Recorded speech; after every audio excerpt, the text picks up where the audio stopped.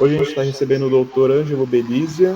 Ele é advogado criminalista do Belízia Advogados, é mestre pela Sanfran, escreveu uma dissertação de mestrado sobre o direito à imagem do investigado no processo penal brasileiro e atualmente é doutorando pela Sanfran também. Então ele já conhece muito a nossa casa. Ele é também especialista em direito penal e processo penal pelo Mackenzie. Então é uma pessoa muito qualificada. Hoje ele vai trazer aspectos do processo penal e uma relação com os criptoativos aqui para discutir com a gente. E, sem mais, Ângelo, o palco é todo seu. Muito obrigado, Luiz, pelo convite. É um prazer estar com vocês aqui. Confesso que o tema me é muito caro, porque é um tema que, não o criptoativo em si, mas a prova digital é um tema que é o fundamento da minha tese de doutorado. Eu vou escrever sobre... vou escrever não, senão não vai dar tempo. Eu estou escrevendo sobre critério de valoração da prova penal digital, então é algo bastante... o tema que a gente vai discutir hoje tem absolutamente tudo a ver, né? E eu queria, na verdade, deixar muito claro aqui... Quanto tempo eu tenho, Luigi? A gente vai até às 10 horas, tudo bem? Então tá. 1h30. Eu acho que dá.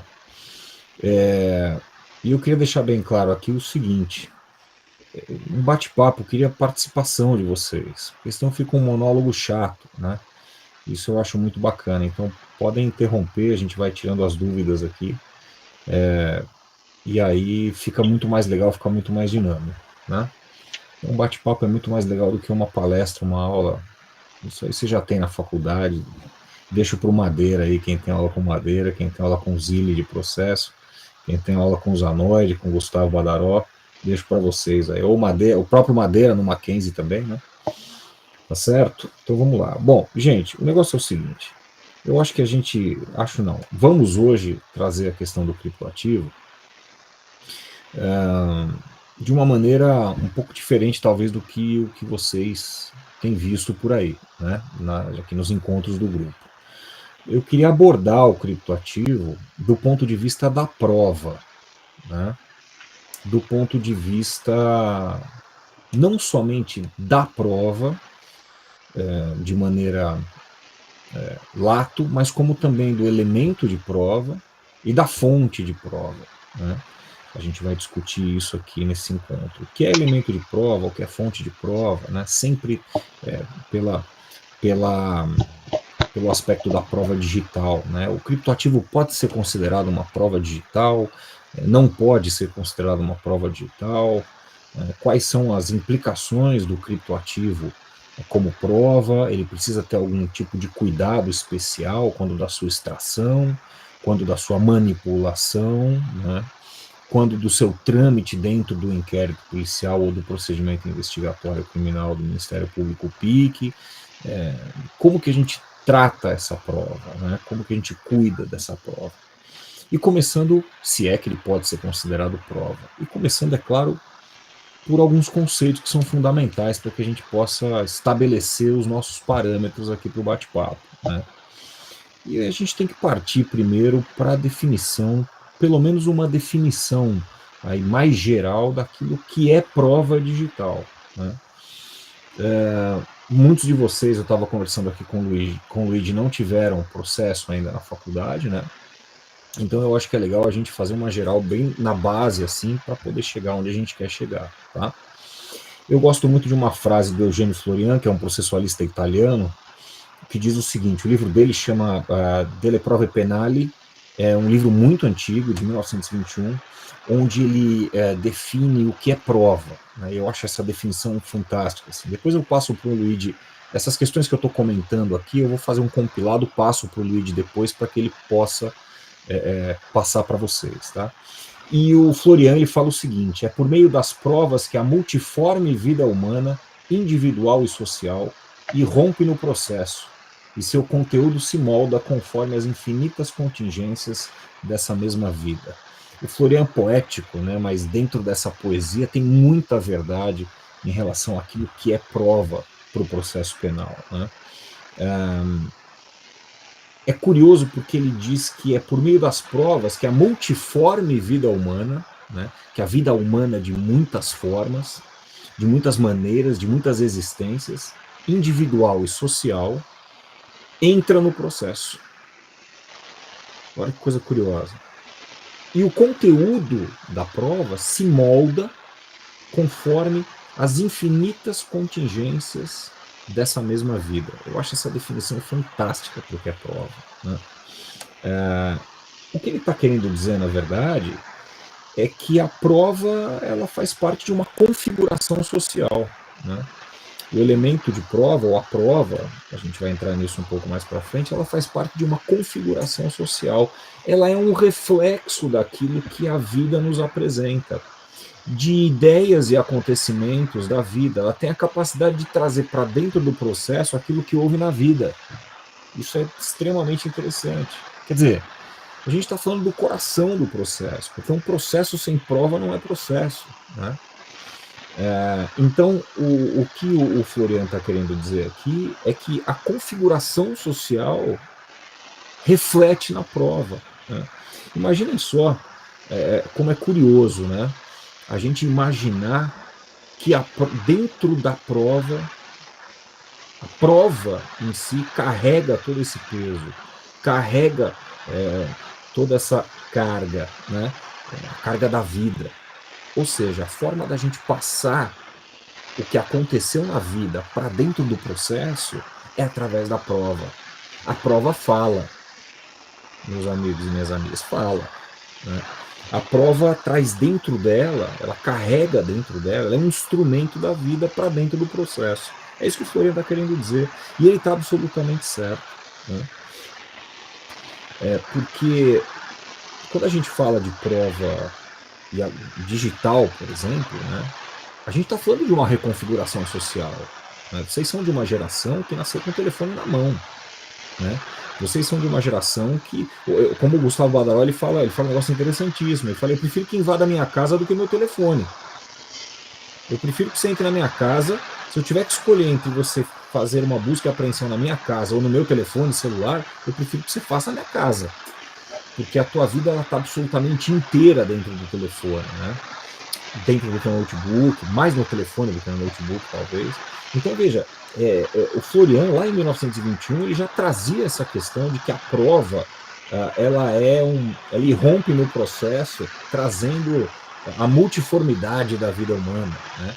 Se a gente pensar em prova digital, como, por exemplo, uma conversa de WhatsApp, vou dizer assim, bem por alto, para a gente entrar depois mais profundamente nisso, é exatamente isso. Contingências da vida humana que estão ali dentro do teu telefone, né, de um dispositivo informático, e que podem servir para comprovar fatos e ideias dentro de um processo.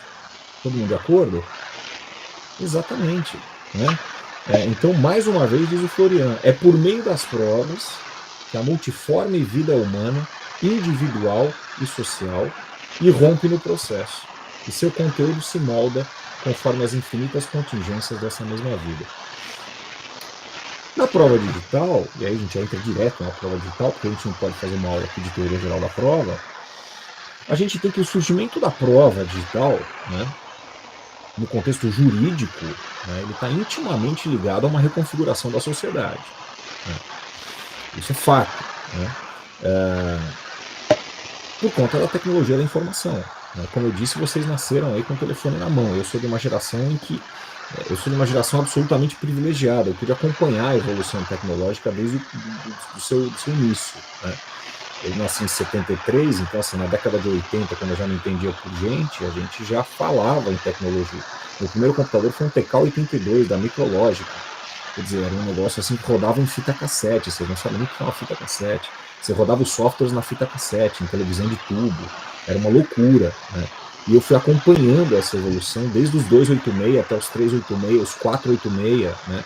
O primeiro Apple II, eu fui acompanhando essa evolução.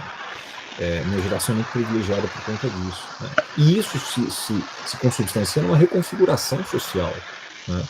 Houve uma reconfiguração social muito pesada desde a década de 70 para cá. E o Florian escreveu isso em 21, hein, gente? Sem nem imaginar que poderia haver o digital, né? Havia só o analógico, né? E muitas pessoas falam com o advento da internet, não é só a internet, né? esse crescimento exponencial de computação, digitalização das relações humanas, né? Eu gosto de falar em digitalização das relações humanas, né? Torna inevitável que no processo torna inevitável que no processo não tenha nenhum impacto, né? Que no processo penal não haja nenhum impacto, né? Essa reconfiguração da sociedade, né? Essa digitalização das relações humanas fatalmente vai desaguar no processo. Não tem como. Hoje em dia, uma ação penal, gente, um inquérito policial que antecede a ação penal, ou um PIC, né, um procedimento investigatório criminal, ele é basicamente formado por elementos de prova digital. Basicamente. Eu vou dar um exemplo para vocês muito rápido aqui, dessa reconfiguração social e do reflexo dessa reconfiguração social no processo, né? Nós temos um caso no escritório, rapidamente, em que, há 2 semanas, o Ministério Público mandou para a gente um arquivo, na verdade um link, né, para o OneDrive deles, com 18 GB de e-mail. Gente, são 18 GB de e-mail. 18 GB é pouco, são 4, 5 filmes. De e-mail, de arquivo de texto. São 65 mil e-mails naquele arquivo de 18 GB. Ou seja, a denúncia está baseada em 3 e-mails daqueles 65 mil. Só que o Ministério Público disponibiliza o arquivo todo. Uma defesa despreparada não tem como indexar 65 mil e-mails para achar 3 que constem da denúncia. Porque vocês concordam que os 3 que estão na denúncia tem que estar dentro do arquivo?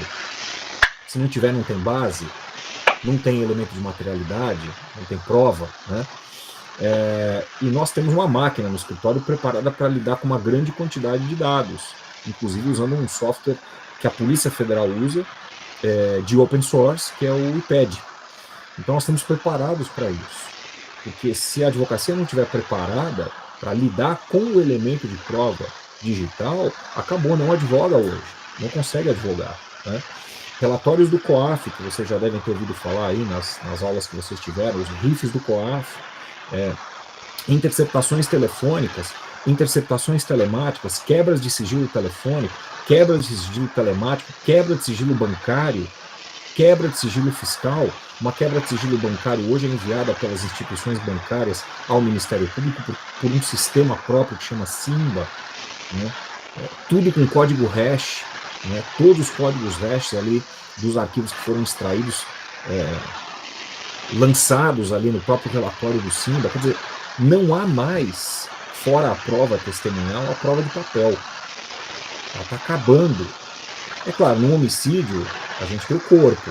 O corpo é uma prova analógica. Ele não é uma prova digital, né?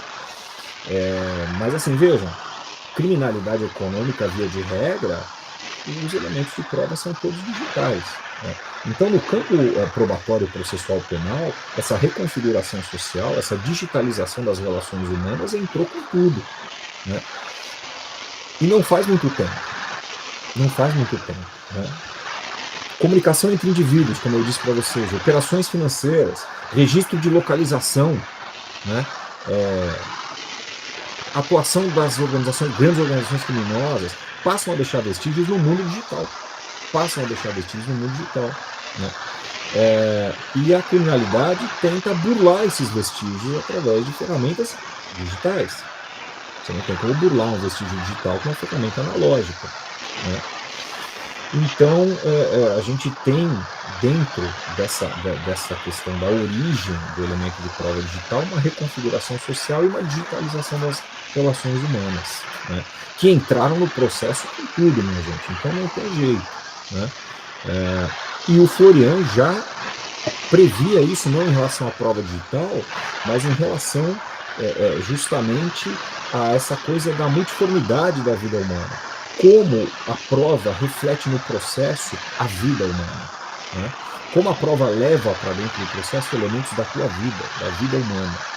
Tanto que a proteção aos dados que se encontram dentro das fontes de provas digitais tem que ser exacerbadamente controlada pelo judiciário, né? Vocês já devem ter ouvido falar que não se pode abrir o telefone de ninguém sem ordem judicial. Vocês já devem ter ouvido falar que qualquer cautelar no processo penal necessita da outorga judicial, né? O STF agora está discutindo como que eles vão decidir, como que eles vão definir a questão das trocas de informações entre Receita Federal e COAF e Ministérios Públicos e polícias, né? Questões digitais, como que isso vai ser feito? Precisa de autorização judicial? Não precisa? Relatório de encomenda, RIF espontâneo, tá uma confusão lá no STF, os caras decidirem isso. Tudo diz respeito a um elemento de prova digital. Eu não posso trocar informações financeiras com ministérios públicos e polícias sem autorização judicial. Quer dizer, do órgão COAF e Receita Federal para as polícias e ministérios públicos, sim. De encomenda das polícias e ministérios públicos para o COAF ou Receita Federal, não, eu preciso ter ordem judicial, né? É isso que está sendo discutido. Não se fala aqui em papel, está se falando de dados que tramitam ou que transitam em um ambiente puramente binário, um ambiente composto por zeros e uns. Ondas elétricas, impulsos elétricos convertidos em impulsos binários. Linguagem entendida, não estou falando de computação quântica, tá, gente? Senão a gente pira aqui. Estou falando de computação binária. O que a gente tem aqui, o que eu estou usando aqui, o que vocês estão usando aí. Espero que ninguém esteja usando um computador quântico, né? Porque senão daqui a pouco você vai ser um espião, sei lá, você deve ser um espião da NASA, da CIA, sei lá. Tá? Então, vamos ter em mente que a prova, ela leva dentro dela pedaços da tua vida, pedaços de uma ideia, pedaços de um fato para dentro do processo. Ela é um instrumento já previsto ali pelo Florian de condução de uma ideia, de um fato para dentro do processo. Pergunto para vocês aqui, posso torturar alguém para obter a prova? A confissão? Não posso. A prova começa a encontrar limitações. E a prova digital também tem suas limitações. Diversas limitações. A prova digital encontra diversas limitações de ingresso no processo, né? E as defesas precisam estar preparadas para lidar com essas limitações. É importantíssimo isso. Tá certo? Bom, feito esse disclaimer, alguém tem dúvida? Quer perguntar alguma coisa? Quer falar alguma coisa? Não? Posso para frente? Então vamos lá. Bom, feito esse disclaimer, a gente vai definir agora o que é prova digital. Porque vamos colocar um conceito, gente. Vamos colocar um conceito aqui do que é prova digital. A definição que eu mais gosto de prova digital foi a que eu fiz. Não, brincadeira. Ela é baseada na definição do Casey. É um pouco diferente, mas eu criei uma definição mais completa para fins do meu trabalho. Mas o Casey, em 1999, num livro que chama Digital Evidence in Computer Crime, trouxe uma definição muito legal, que é a seguinte: provas digitais consistem em quaisquer dados armazenados ou transmitidos usando um computador que apoiem ou refutem uma teoria de como um delito ocorreu ou que abordem elementos críticos do delito como intenção ou álibi. Eu vou responder, depois eu mando isso para vocês, tá? Eu vou fazer um compilado aqui, eu mando para vocês. Então o Casey fala o seguinte: Johan Casey, que é um estudioso antigo de provas digitais e crimes cibernéticos, esse livro dele é de 1999, chama Digital Evidence in Computer Crime, uma bíblia assim, básica para quem quer começar a entender o que é prova digital, né? E ele diz o seguinte: as provas digitais consistem em quaisquer dados armazenados ou transmitidos. Quaisquer dados armazenados ou transmitidos. Certo? Usando um computador, ele fala computador, mas a gente vai falar em dispositivo informático, porque em 99 os celulares não eram tão potentes como são hoje, que apoiem ou refutem uma teoria de como um delito ocorreu. Vou parar aí e vou repetir, que aqui vai ser a base do nosso negócio aqui. Quaisquer dados armazenados ou transmitidos usando um computador que apoiem ou refutem uma teoria de como um delito ocorreu. O case não está dizendo nada diferente do que disse o Florian lá em cima. O case está dizendo o seguinte: a prova digital é um dado qualquer que pode estar dentro de um dispositivo informático ou sendo transmitido por ele, né, que confirme ou refute a ocorrência de um delito. Ele não está dizendo nada diferente. Ele está dizendo o seguinte: a prova digital, ela pega uma ideia, um fato que ocorreu, traz para dentro do processo para ver se vai confirmar ou refutar a ocorrência de um crime. Florian já disse isso. Um fato da vida. O crime nasce de um fato da vida. De um fato que ocorre na vida. Agora, nem todo fato que ocorre na vida digital, vamos falar de vida digital, é crime.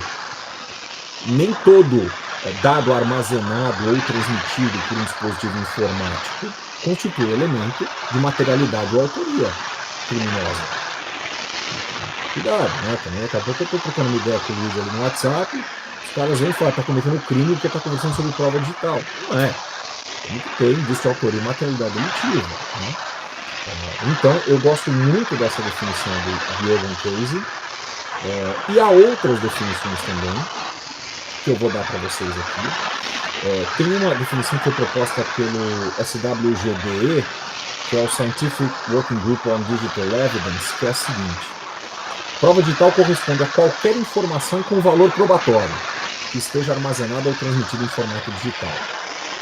Qualquer informação com valor probatório que esteja armazenada ou transmitida em formato digital. Então, completa essa definição, né? Tem uma outra definição, essa é muito genérica. Tem uma outra definição da IACE, que é a International Organization of Computer Evidence, que descreve prova digital como qualquer informação armazenada ou transmitida em formato binário que possa ser utilizada em juízo. Elas são bem parecidas, mas o Casey arredonda a definição, dizendo que prova digital consiste em quaisquer dados armazenados ou transmitidos usando um computador que apoiem ou refutem uma teoria de como um delito ocorreu, ou que abordem elementos críticos do delito, como intenção ou álibi. E aqui a gente está falando um pouco mais do direito norte-americano, do common law, tá? Eles adoram falar álibi, né? Intenção, é um pouco diferente do que a gente tem aqui. Muito bem. A Denise Vaz traz também uma definição mais aqui abrasileirada para a gente, né?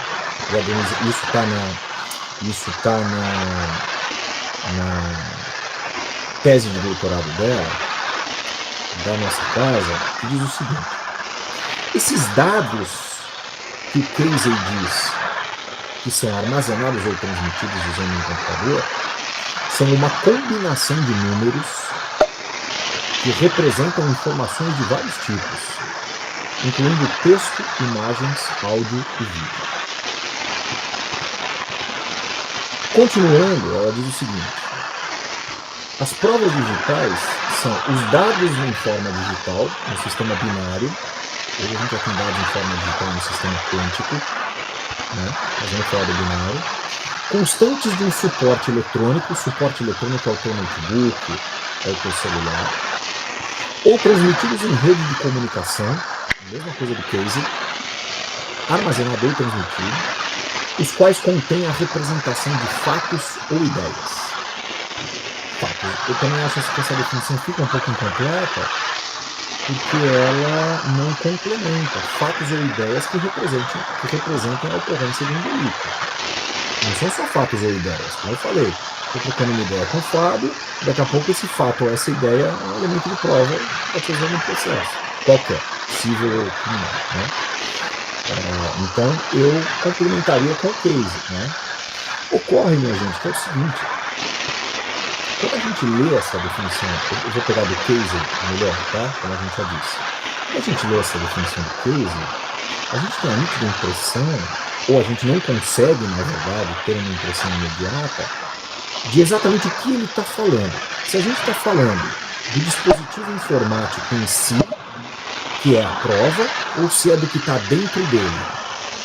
Olha que coisa interessante. será que é o dispositivo, está aqui na minha mão, com a minha vida inteira, que eu não quero que ninguém veja, ou será que é o que está dentro dele? E agora eu quero ouvir vocês. Prova digital é só o dispositivo informático ou é o que está dentro dele? Agora eu quero ouvir. Do conceito de prova. Eu vou ler mais uma vez o conceito do case para vocês pensarem aí, tá? Vou ler mais uma vez o conceito do case. Jogan Case diz assim: provas digitais consistem em quaisquer dados armazenados ou transmitidos usando um computador, entendam como dispositivo digital ou suporte informático, que apoiem ou refutem uma teoria de como um delito ocorreu. E agora? Nós estamos falando que prova digital é isso aqui ou é o que está dentro disso aqui? Vai lá, Luiz já se voluntariou. Olha, professor, eu posso estar errado, tá? Mas eu creio que seja mais o que está dentro do dispositivo. Vou pegar o que o Casey diz, a definição dele ressalta mais a questão dos dados armazenados ou transmitidos e tem que ser em um computador, mas ele não delimita um computador específico, pode ser qualquer um. Então, quando a autoridade judicial ou policial ela vai atrás dessa prova, ela está buscando um certo dado que acredito que tem evidências que está dentro de um dispositivo. Ela não busca o dispositivo em si, ela busca o dado, mas às vezes existe a busca e a apreensão do dispositivo porque tem a fatalidade do dado estar dentro desse dispositivo, mas o que se busca é a prova. Eu me fiz claro? Claríssimo. Quem mais? Mais ninguém? Quero ouvir, gente. Fábio. Eu vou na mesma linha do Luigi, porque por duas razões. A primeira delas, eu não sei se é muita viagem minha, mas pensando, por exemplo, num tipo penal da lavagem de dinheiro usando criptoativos numa blockchain. Você está indo atrás do criptoativo, que aí tem a discussão, seria uma prova, não sei se pode servir como dado, teria essa discussão, mas não de um computador específico, justamente porque a blockchain está em todos os computadores ao mesmo tempo com os nós dela. Então, ao meu ver, seria voltado para os dados e não para o dispositivo em si. Muito boa a observação. Muito boa observação. A gente está, então, caminhando aí para o lado... Rajna, está falando aqui. Ela está onde ela está? Não estou vendo, mas pode falar que eu estou te ouvindo. Desculpa, eu acabei de entrar. Mas você já quer responder? Pode responder. Não, não. Não. Obrigada. Achei que você tinha levantado a mão. Desculpa. Não. Muito bem. Quem mais, gente? Olha lá. A pergunta que não quer calar é: prova digital é o dispositivo informático ou é o que está dentro do dispositivo informático? O Luigi colocou uma posição, o Fábio colocou outra. A Mariana vai colocar agora a sua. Eu também iria na linha que o Fábio e o Luigi trouxeram, só que também eu acho que é inevitável não pegar o próprio dispositivo para justamente ver o que está dentro, o que está armazenado, o que está sendo transmitido. Então, talvez pudesse ter essa outra ideia, essa outra visão. Acho que a Mariana está chegando ali, mais ou menos ali perto do que a gente está querendo falar. Vamos ver. E aí, Luigi? Eu tava vendo um programa esses dias, era basicamente de alguns policiais que tinham mandado de busca e apreensão em certas casas, eles iam buscar de documentos que, enfim, não querendo tocar em tópicos sensíveis, mas já tocando, que continham violações de crianças e adolescentes, tudo mais. E ali eles deixavam bem claro que eles buscavam o dado, e o que incriminava ou não o sujeito da busca e apreensão era a existência ou não de arquivos maliciosos desse tipo, né? Mas aí vem aquele questionamento. Se por acaso esse arquivo está presente num determinado computador pertencente a uma determinada pessoa. Mas ela nem sabe que esse arquivo está lá. Poxa, ela vai ser incriminada da mesma maneira? Como que funcionaria a questão da prova? Porque a prova está no computador, ela existe. Mas, vamos supor um cenário que a pessoa não sabia que essa prova existia no computador dela. Como que funciona a questão da incriminação aí? É mais uma pergunta mesmo. Também boa colocação. Mais alguém quer arriscar? Yasmin, Guilherme, Lucas, Marcos, Mariana já arriscou, Amanda, Vitória, Asna, Luca, ninguém quer falar nada. Dou-lhe uma. Ramon também está aqui. Dou-lhe duas. Antônio vai falar, agora sim, vamos ver.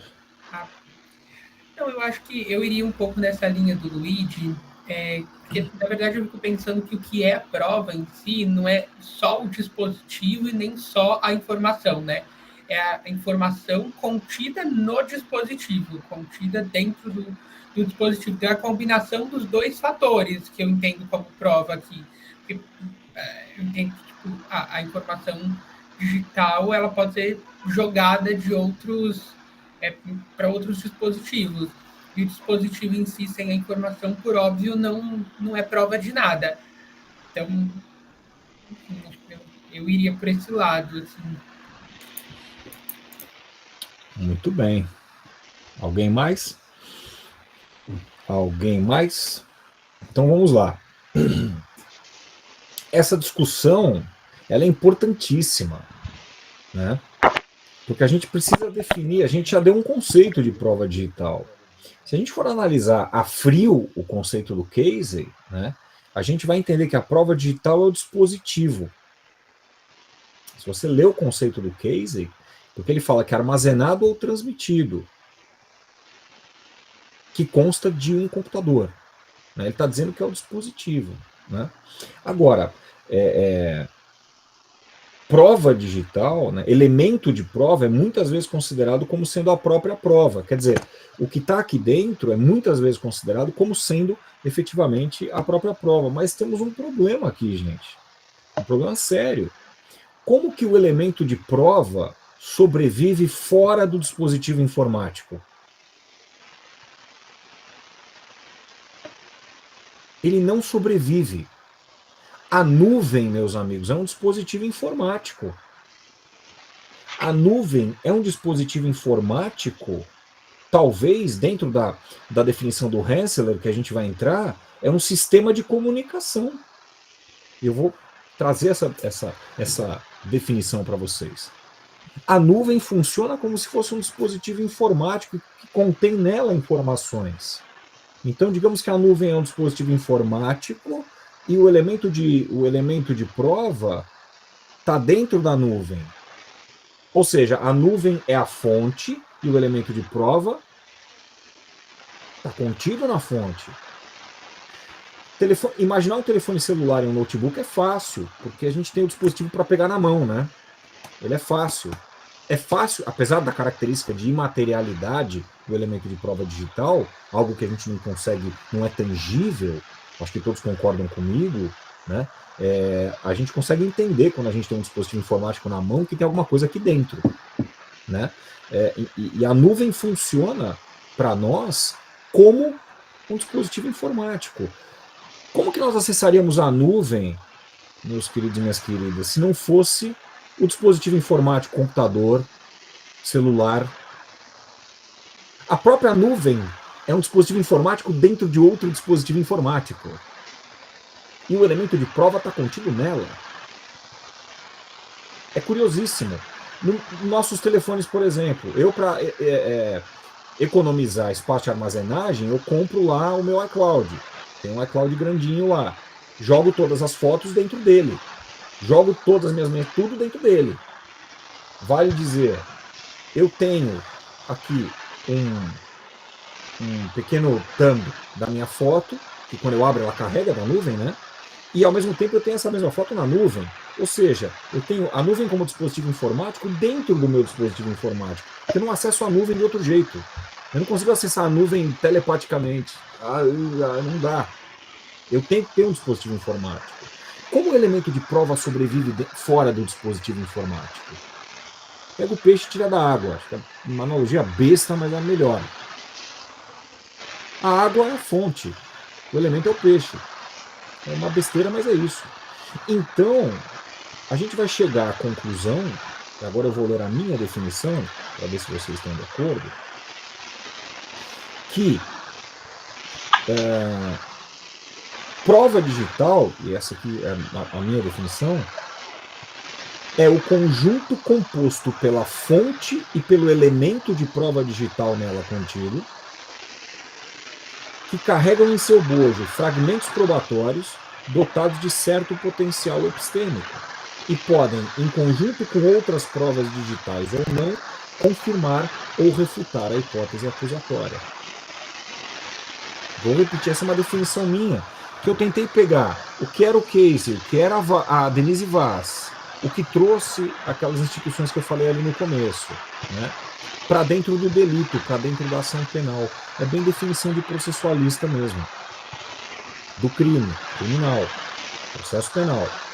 Prova digital é o conjunto composto pela fonte e pelo elemento de prova. Pelos dois. Um não sobrevive sem o outro. Nela contido, que carregam em seu bojo fragmentos probatórios. Eles carregam a prova definitiva? Não, eles carregam fragmentos probatórios que vão compor um conjunto probatório. Atomístico, perdão, holístico, como diz Gustavo Barara no seu livro de Epistemologia Judiciária. Né? Eu estou interrompendo, mas vou ler agora de novo tudo junto. Tá? Eu vou dando a explicação no meio do negócio, mas eu vou ler tudo junto agora. Prova digital é o conjunto composto pela fonte e pelo elemento de prova digital nela contido, que carregam em seu bojo fragmentos probatórios dotados de certo potencial epistêmico e podem, em conjunto com outras provas digitais ou não, pode ser uma prova testemunhal, tá certo? Confirmar ou refutar a hipótese acusatória. Qual é a hipótese acusatória? Quem arrisca? No processo penal, na ação penal, o que é a hipótese acusatória? É a Denúncia. denúncia. É a denúncia. A denúncia é a hipótese acusatória. Tá certo? Muito bem. Então, assim, a prova digital ela é composta pela fonte e pelo que está dentro dela, o elemento. Um não sobrevive sem o outro. Um telefone vazio não serve de nada, gente. E o elemento de prova digital é o peixe fora d'água. Que carregam em seu bojo fragmentos probatórios. Por que fragmentos probatórios? Porque a prova não está definitiva. Eu não estou dizendo isso, eu estou dizendo isso via de regra, tá? Dotados de certo potencial epistêmico. O que é um potencial epistêmico? É o potencial de reproduzir fatos. É o potencial de reproduzir fatos e ideias. E podem, em conjunto com outras provas digitais ou não, confirmar ou refutar a hipótese acusatória.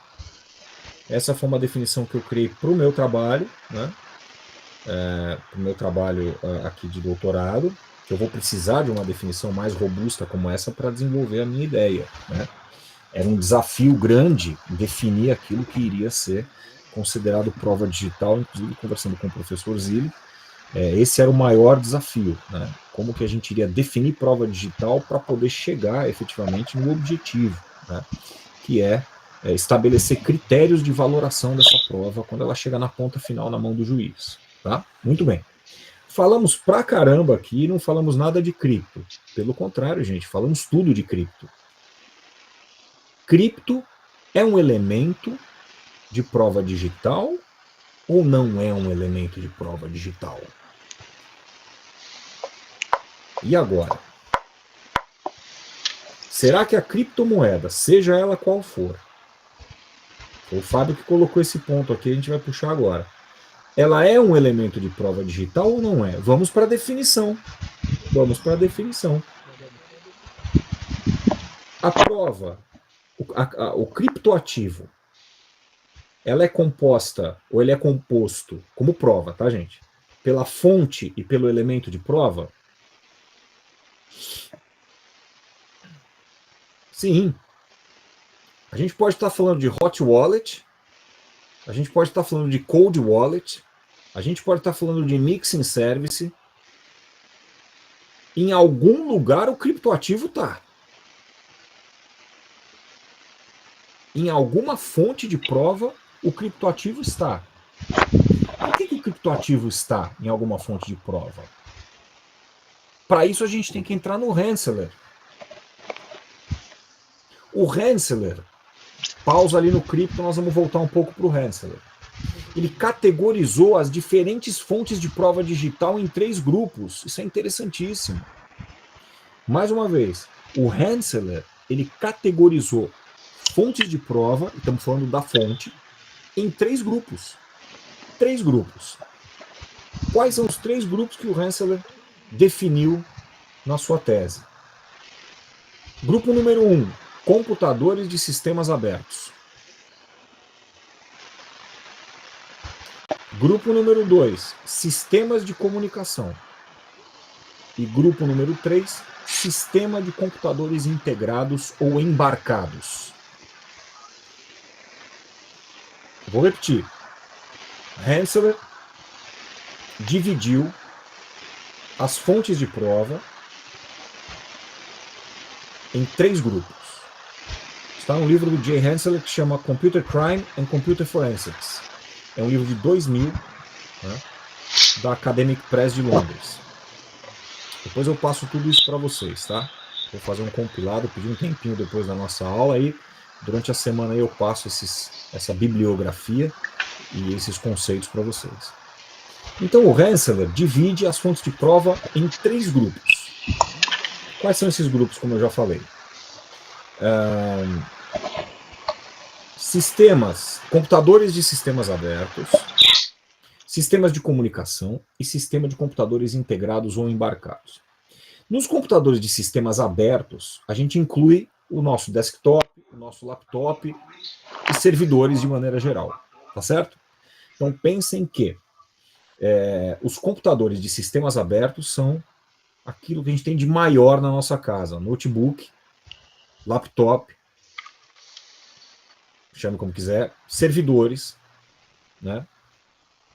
Desktops. Esses são os sistemas, computadores de sistemas abertos. O que eu acho mais interessante nessa definição do Rensselaer são os sistemas de comunicação. Os sistemas de comunicação, como disse o Florian lá em cima, são aqueles que transmitem o elemento. Certo? O que são sistemas de comunicação que transmitem os elementos? Aplicativos mensageiros, por exemplo. Telegram, Signal, WhatsApp. Eles transmitem a informação digital, concordam? Um notebook per se, ele armazena. Sim ou não? Ele armazena a informação. Ele não tem o poder sozinho de transmitir a informação. Ele precisa de um aplicativo. E você não consegue escapar disso. Eu não consigo transmitir um e-mail se eu ficar olhando para o meu notebook. Ele precisa do Outlook. O Outlook é um sistema de comunicação. O WhatsApp é um sistema de comunicação.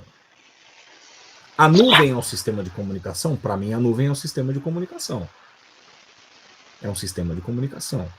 Recebe, transmite. Ou você pode pensar na nuvem, você não pode pensar na nuvem como um computador de sistema aberto, ou como um computador integrado ou embarcado. Então vamos lá, repetindo rapidamente. Computador de sistema aberto, notebook, desktop, servidor. Sistema de comunicação. Aplicativos mensageiros. E-mails. E comunicações gerais via World Wide Web. Certo? E os sistemas de computadores integrados, isso aqui. Smart Card, que ninguém usa mais. Assistente digital pessoal, que é uma coisa da minha época. As agendas eletrônicas, que também ninguém usa mais. Palm Top, vocês não tiveram Palm Top, eu tive vários Palm Tops. São sistemas de computadores integrados. Certo? Todos eles, gente, são fontes de prova. E todos eles armazenam dados, que podem constituir elementos de prova digital. Importante a gente entender isso para entrar agora, voltar na criptomoeda e perguntar o seguinte: um blockchain, como o Luigi falou, pode ser acessível de qualquer canto, em qualquer lugar. Tá mais para sistema de comunicação. Talvez a gente teria que criar uma nova categoria em cima do Rensselaer? Sim, talvez sim, porque não tinha criptomoeda em 2000. Mas perceba que tem uma lacuninha aí, não tem? Como é que a gente faz com blockchain? Ah, mas eu preciso de um dispositivo informático para acessar o blockchain. Isso é outra coisa. Isso a gente já falou. É a fonte de prova que não vive sem o elemento de prova, o elemento de prova que não vive sem a fonte. Agora, eu acho difícil incluir nessas 3 categorias do Rensselaer o blockchain, por exemplo. É mais fácil você pensar numa carteira de criptomoeda hot wallet, né? Uma carteira, eu tenho até um aqui, um HDzinho. Acabei de desconectar meu HD do computador, parabéns. Um HDzinho externo. Você pode ter o criptoativo aqui. Tá fácil, gente, porque aqui eu tenho uma fontona de prova, certo? E isso aqui entra dentro de um sistema de computador integrado, tá? Ele não é um sistema de computador aberto. É um sistema de computador integrado. Tá tranquilo, certo? E se for uma cold wallet? Perdão, isso aqui é uma cold wallet, tá? É uma carteira fria. O criptoativo fica aqui dentro. E se for uma hot wallet? Que aí a gente fala realmente de, como o Luigi falou, de sistemas de blockchain, por exemplo. Né? Então vejam, definitivamente o criptoativo pode ser considerado um elemento de prova digital. Porque ele depende de uma fonte para sobreviver, certo? E pode carregar dentro de si fragmentos probatórios com o potencial de reproduzir algum fato criminoso. Acho que foi o Fábio que falou de lavagem de dinheiro em criptoativos, né? Ou acho que foi o Fábio. Né? Quer dizer, eu posso ter, em conjunto com outras provas digitais ou não, elementos que conectem aquele criptoativo dentro da fonte de prova a um crime. Posso ou não posso? Posso. Hoje em dia, não vou falar hoje em dia, mas o sujeito lava dinheiro por cripto. Ah, mas ele recebe em valores e depois ele oculta em cripto? Ou ele dissimula em cripto? Não, ele já recebe em cripto. Onde? No Mixing Service. Eu vou enviar para vocês um artigo também muito interessante de Mixing Service, que fala sobre corrupção em Mixing Service, que foi meu filho que escreveu, junto com o professor Fábio Bechara. Não sei quem tem aula com ele aqui, quem é do Mackenzie, se conhece o professor Fábio.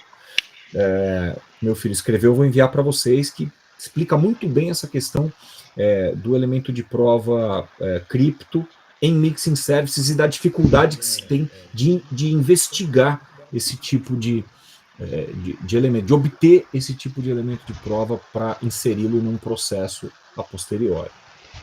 Então já definimos o que é prova digital, já definimos quais são os sistemas de fonte, já definimos que criptoativo pode ser considerado um elemento de prova digital, né?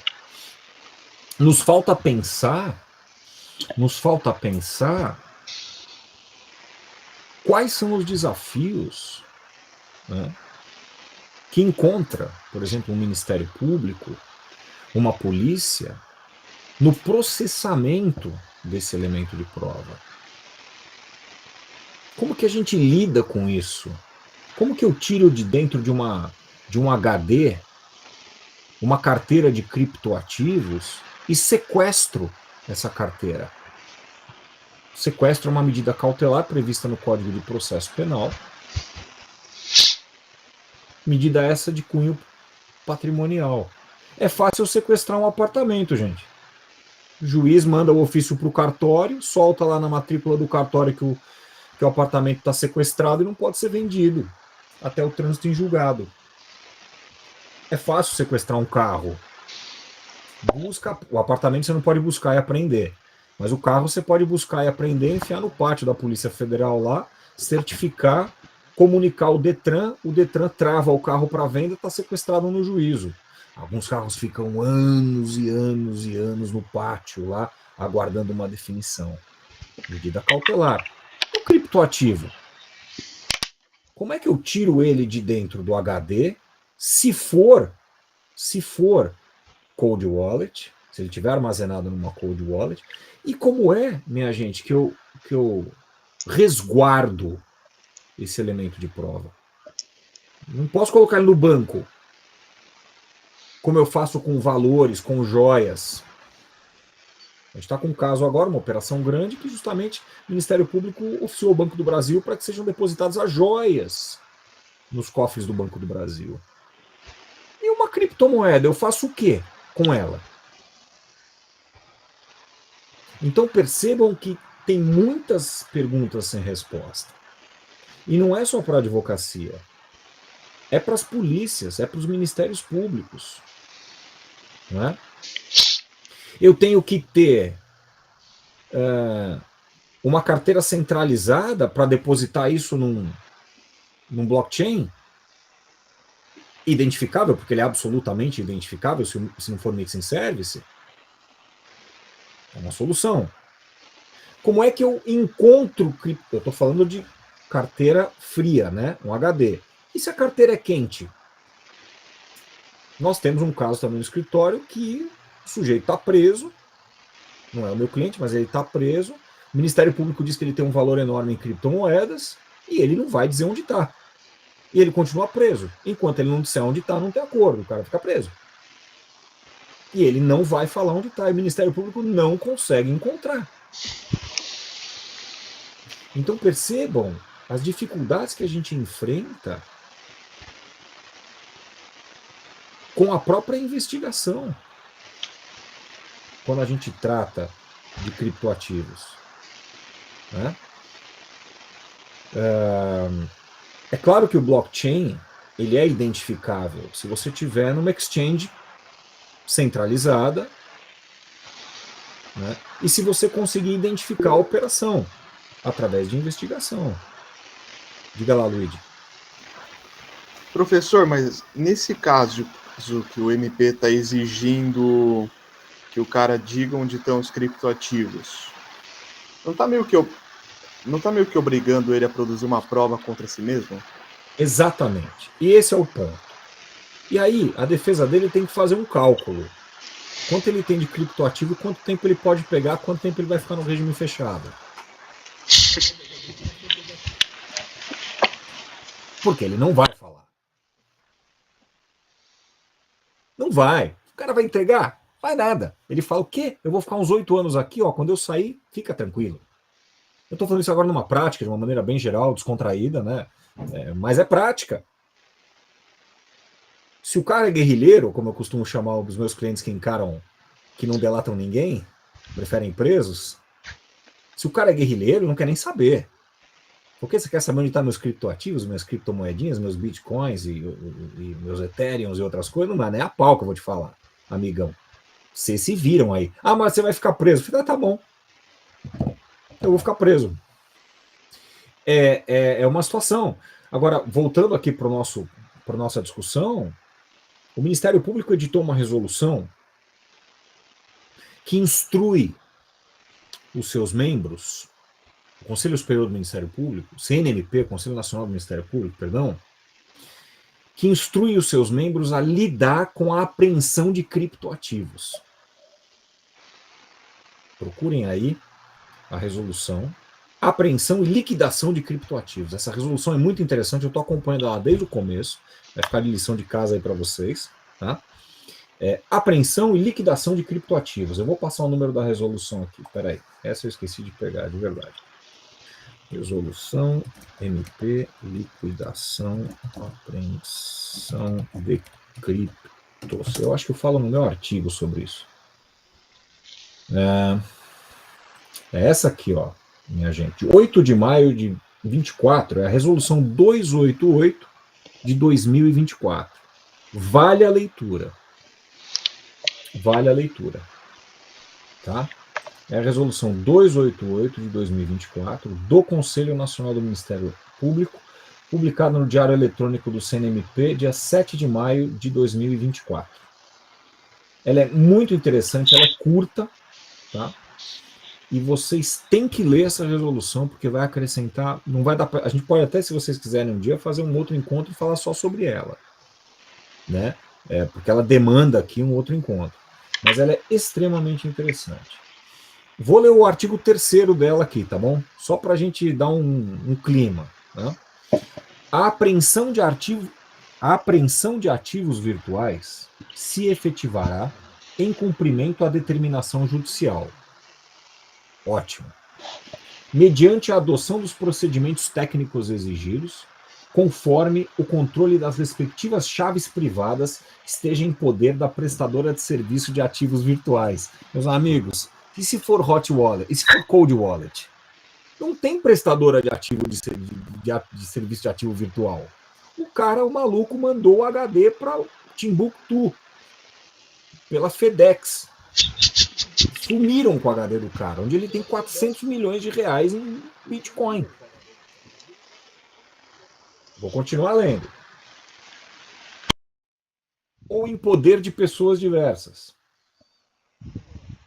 Artigo 4º. Na hipótese de a decisão judicial de apreensão contemplar ativos virtuais cujas chaves privadas estejam em poder de prestadora de serviço de ativos virtuais, a efetivação da medida constritiva se dará através do envio da ordem judicial à prestadora de serviços respectivas. O Ministério Público leva sempre em consideração que você tem uma exchange decente e que o cara colocou lá os seus ativos na exchange, no hot wallet. E aí, a prestadora de ativos virtuais fornece a chave. Não se esqueçam que na Lei 9613, no artigo 9º da Lei de Lavagem, lá a última entidade obrigada agora são as prestadoras de serviços de ativos virtuais, ou seja, não é só mais banco, joalheria, loja de carro de luxo que tem que informar o COAF de operação suspeita. Ativos também. Tá lá o último inciso, não sei se é o 10 ou 11, é o artigo 9º da Lei 9613. Então o Ministério Público está fazendo o que dá para fazer. Né? Está fazendo o que dá para fazer.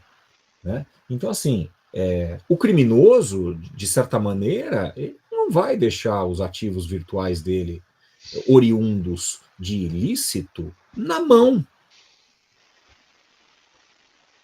Se o criminoso não deixa dinheiro em banco rastreável, imagina criptoativo. Né? Então, leiam essa resolução, ela é muito interessante. Tá? Fala sobre cadeia de custódia, né? É muito interessante. Fala sobre localização de chaves privadas, depois como eles vão custodiar esses ativos virtuais, isso está no capítulo 3. Né? A custódia para o Ministério Público, como eu estava falando para vocês, vai se dar pela prestadora, porque como o Ministério Público não é prestadora eles não têm como, nem o Judiciário não tem uma conta própria para receber criptoativos. O Judiciário tem conta para receber dinheiro. Né? Então, é um tema complicado. Se o Ministério Público está tratando o criptoativo em uma resolução, é porque realmente confirma a nossa ideia de que realmente o criptoativo é um elemento de prova importantíssimo. Vejam, dentro de uma fonte de prova, talvez tenhamos que criar uma nova categoria de definição de fonte de prova para essas exchanges e para a nossa nuvem também, né? Que não computadores embarcados ou computadores sistêmicos ou sistemas de transmissão. Talvez a criptomoeda, o criptoativo, ele envolve diversas discussões. E ele, como elemento de prova, ainda está muito longe de ser definido. Tanto, vocês vão estudar a cadeia de custódia, artigo 158A, 158F do Código de Processo, vocês vão perceber. Quando vocês estiverem estudando cadeia de custódia com o professor Madeira, comecem a perceber como que eu vou aplicar o artigo 158A ao artigo 158F ao criptoativo. Uma coisa é uma busca e apreensão de um telefone celular. Isso é uma coisa. É relativamente fácil você buscar um telefone celular e apreendê-lo de acordo com a manutenção da cadeia de custódia. Na verdade, o professor Badaró fala isso. Não é cadeia de custódia. Cadeia de custódia é uma série de regras, é manutenção da cadeia de custódia, né? Agora, um criptoativo, né? Os próprios dados armazenados em nuvem já são complexos, né, de se lidar, né? Hoje em dia vem requisições do Ministério Público para quebra de sigilo telemático para que as operadoras forneçam as senhas das nuvens. Só que assim, se eu estiver desconfiar que estou sendo alvo de algo do gênero, eu vou lá e apago tudo. E ninguém recupera, né? E ninguém recupera. Então há uma dificuldade aí por conta de entre aspas, despreparo das autoridades para materializar esse elemento de prova, que é o criptoativo, né? Porque uma das características da prova digital é a imaterialidade, né? A prova digital, gente, ela é intangível. Eu não consigo pegar na mão como um corpo, como uma faca, né? Como uma arma, né? Os dados em formato digital, eles não passam de impulsos elétricos convertidos em números binários. É isso que nosso computador faz dentro dele, né? E o interessante é que a prova digital, você só consegue atribuir um significado a ela, né, quando você aplica nela um processo de interpretação. Senão ela é só um monte de 0 e 1. As nossas máquinas interpretam esses elementos binários e transformam eles em linguagem que não seja inteligível, em linguagem compreensível. Ainda assim, você não consegue tocar o elemento de prova digital, ou a prova digital. A fonte sim, né? Eu consigo pegar na fonte, mas eu não consigo pegar o que está dentro dela. Apesar de que o mundo está tão louco que a gente acha que o que está aqui dentro é tangível, né? Não consegue pegar a mensagem. É muito louco isso, mas não consegue, né? Uma outra questão é que, por ser imaterial, a prova digital é volátil. É muito fácil alterar uma prova digital. É muito fácil, né? Porque essa sensibilidade que o dado digital tem, né?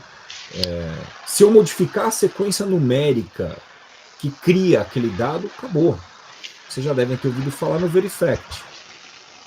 Todo mundo conhece o Verifact? O Verifact é uma forma de se trazer, vou colocar entre aspas, porque não é cartório, fé pública é um elemento de prova, confiabilidade é um elemento de prova digital.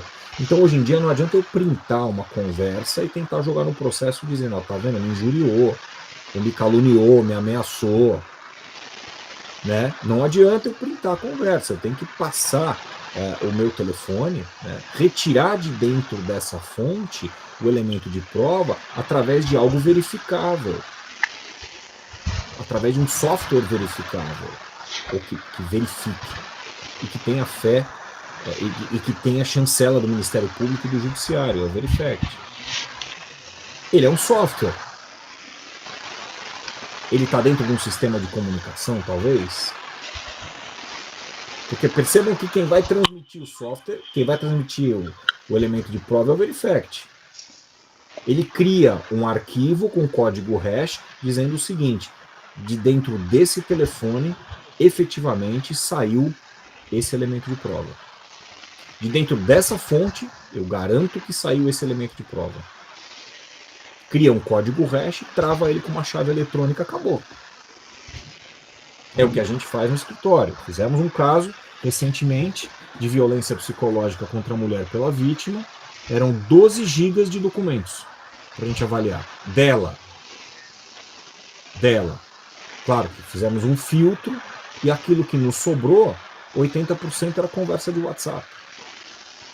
Usamos o Verifact para dar fé, dar confiabilidade, dar fiabilidade judicial aquela conversa. E o juízo aceitou perfeitamente a nossa notícia crime e não questionou absolutamente nenhum elemento de prova. A defesa não sei ainda. Vamos esperar a defesa quando eles forem apresentar a resposta à acusação. O rapaz foi denunciado, vai ser citado e terá 10 dias para apresentar a resposta à acusação. Mas era uma violência psicológica. Violência psicológica, quem for advogar aqui, a gente advoga muito pró-vítima de violência doméstica, é uma violência dificílima de provar. Porque ela precisa de resultado naturalístico. Ela é um crime material. Ela precisa do dano psicológico. Isso é dificílimo de provar. Não adianta simplesmente eu juntar um laudo de um psiquiatra, um laudo de um psicólogo, uma receita de remédio. Não adianta. Eu preciso fazer uma conexão entre as minhas provas digitais e as provas documentais. Olha que interessante. Porque um laudo psiquiátrico não é uma prova digital, gente. É uma prova documental, analógica. Olha só, eu estou trabalhando a minha prova digital com elementos de prova analógicos. E esse conjunto, que o Badaró chama de conjunto probatório holístico, que vai ser avaliado pelo juiz. Não somente a prova digital. Não adianta eu juntar, nesse caso, somente os verifacts do WhatsApp.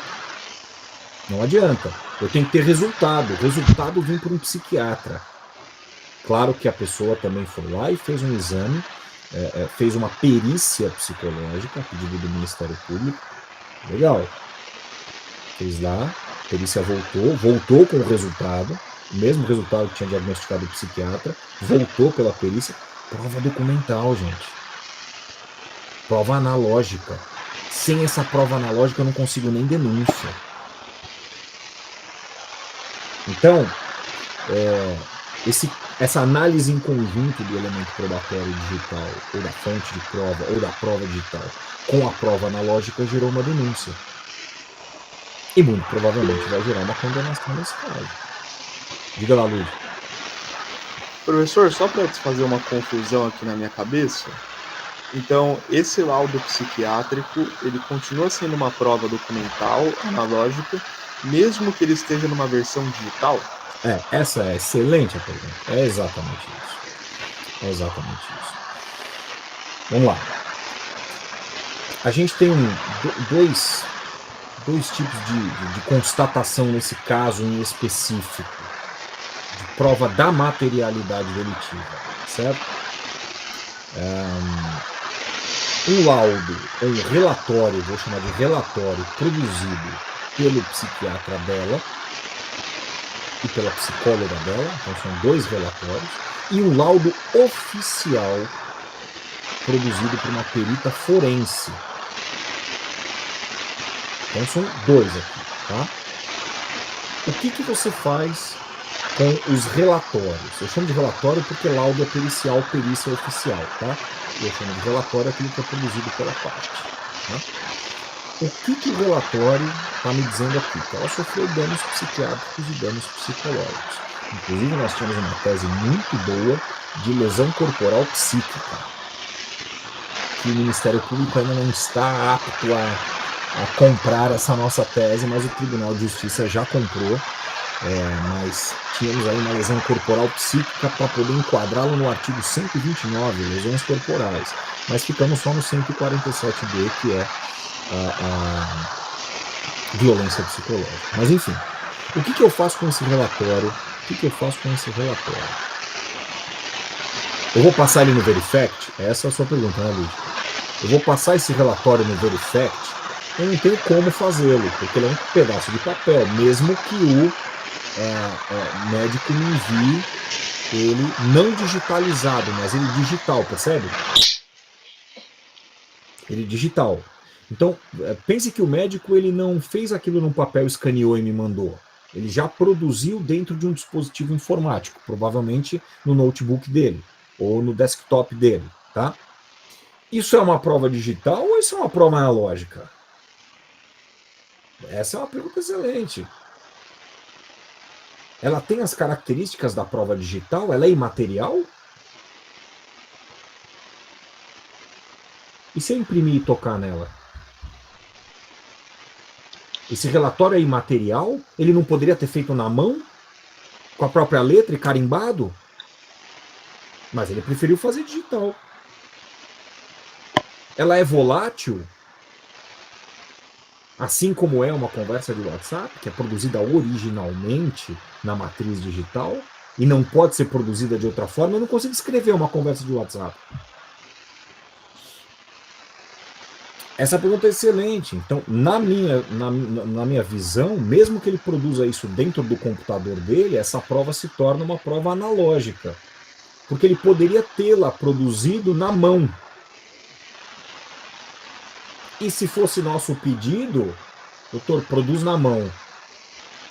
Com letra próprio punho, carimba, escaneia e manda. Tem o CRM dele lá. É fácil a defesa querer chamar o cara como testemunha numa audiência de instrução e falar, foi o senhor que fez isso aqui?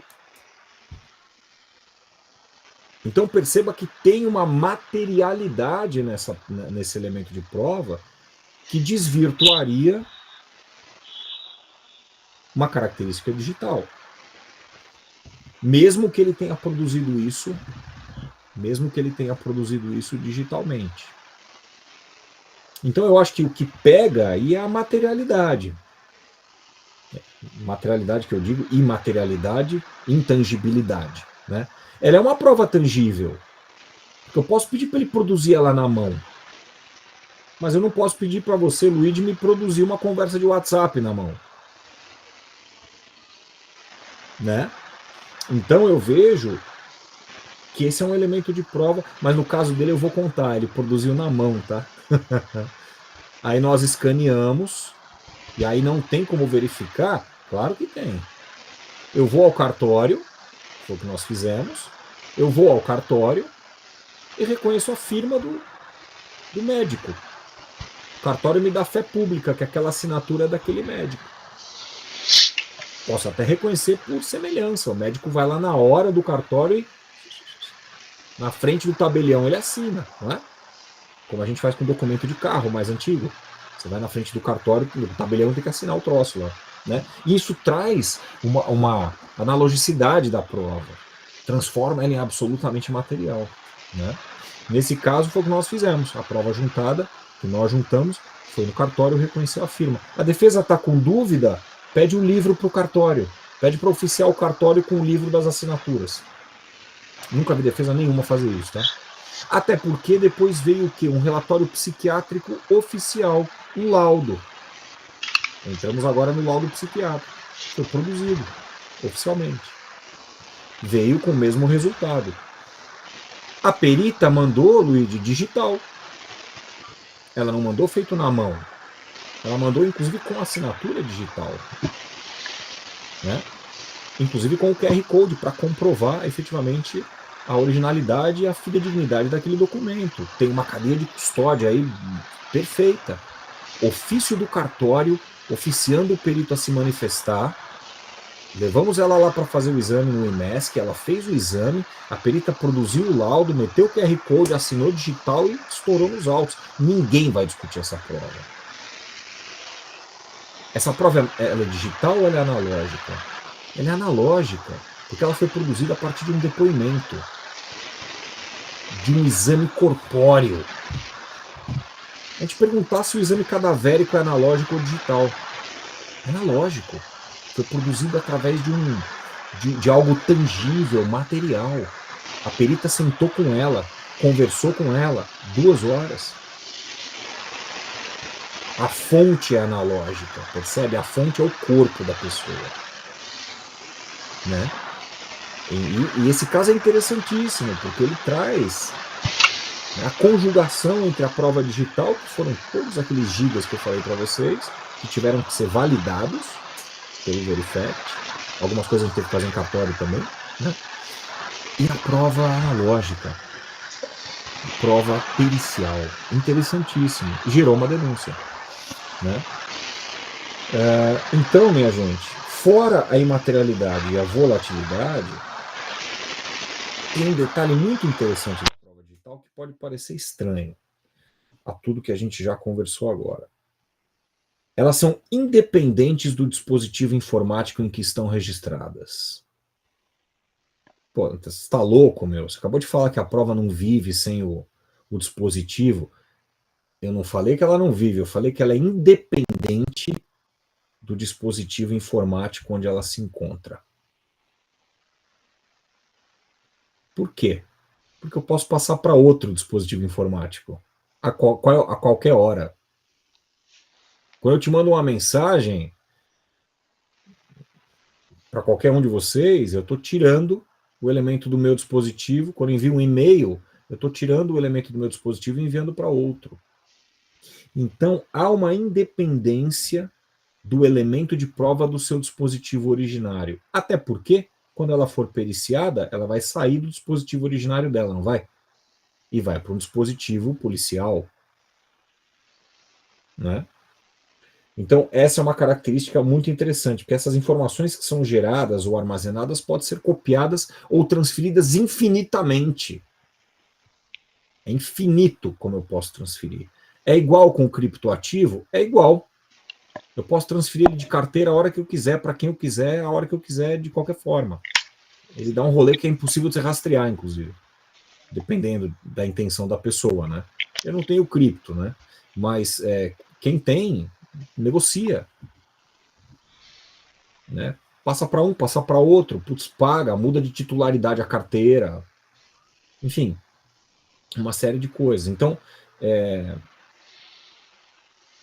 o mais interessante é isso, que o elemento de prova, ele não depende para sobreviver, ele depende de um dispositivo, porque ele não tem como sair de dentro do dispositivo informático e ir para nenhum lugar. Ah, mas a nuvem, já falamos sobre a nuvem, ela é um dispositivo informático, né? Então, essa é uma característica muito interessante da prova digital. É claro que essa característica está relacionada diretamente à possibilidade de clonagem do elemento de prova, né? Você pode ter clonagens aí, produzir cópias que são perfeitas, cópias que são, inclusive, idênticas e identificáveis, enfim. E, como eu falei anteriormente, ilimitadas, né? Então, gente, eu acho que assim, a gente tem que encarar. Não vai dar tempo de eu entrar na questão dos direitos fundamentais, que são impactados com a obtenção da prova digital, a gente falaria um pouquinho sobre isso, não vai dar tempo, mas o que se tem que pensar aqui, para finalizando já, é o seguinte: será que as polícias, os ministérios públicos, as defesas estão preparados para lidar não só com o criptoativo, que esse é difícil, a gente já levantou algumas questões aqui importantes, com o elemento de prova digital? Será que o Ministério Público vai continuar fazendo o que a gente chama de document dumping, jogando na tua mão 1 tera de arquivo para você decifrar? Será? Será que as polícias têm capacidade computacional para processar uma gigante quantidade de dados? Eu garanto para vocês, que lá no escritório, claro, teve que acontecer um investimento ali, a gente tem uma capacidade computacional muito boa, melhor do que muitos ministérios públicos aí. Para vocês terem uma ideia, esses 15 ou 17 gigas de e-mails que enviaram para nós, com 60 e poucos mil e-mails, a máquina rodou 2 dias sem parar. Ela encontrou exatamente o que a gente queria nesses 2 dias. Como eu falei para vocês, eram 3 e-mails mencionados na denúncia. Nós encontramos os 3. 2 dias a máquina virou 48 horas. E ela encontrou 65 mil e-mails.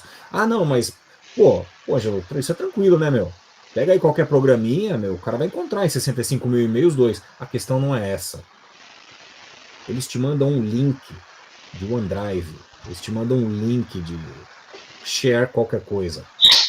É um SharePoint, né? Eles te mandam um link de SharePoint. Como é que você abre um link de SharePoint com 17 GB e 65 mil e-mails?